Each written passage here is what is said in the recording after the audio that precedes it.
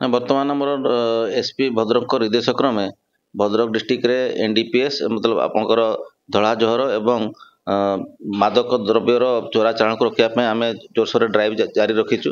ଆଜି ସକାଳୁ ଏକ ବିଶ୍ୱସ୍ତ ସୂତ୍ରରୁ ଖବର ପାଇଲୁ ଯେ ଗୋଟେ ଅଟୋ ଯାହାର ନମ୍ବର OD22G4798ରେ ବିପୁଳ ପରିମାଣର ଫରେନ୍ ଲିକର ଟ୍ରାନ୍ସପୋର୍ଟେସନ ହେଉଛି ବୋଲି ଏ ଖବର ପାଇକି ଆମେ ତୁରନ୍ତ ସ୍ପଟକୁ ଯାଇଥିଲୁ ଏବଂ ଆମର ସ୍ପଟରୁ ଗୋଟେ ଅଟୋରେ 10 ପେଟି ମଦ ଯାହାକି 152 ଲିଟର 280 ml ଥିଲା ତାକୁ ଆମେ ଜବତ କରିବାରେ ସଫଳ ହୋଇଥିଲୁ ଏବଂ ଆକ୍ୟୁଜ ଡ୍ରାଇଭରକୁ ମଧ୍ୟ ଧରିବାରେ ସଫଳ ହୋଇଥିଲୁ ଏବଂ ତାକୁ ନେଇକି ଥାନାକୁ ଆସିଥିଲୁ।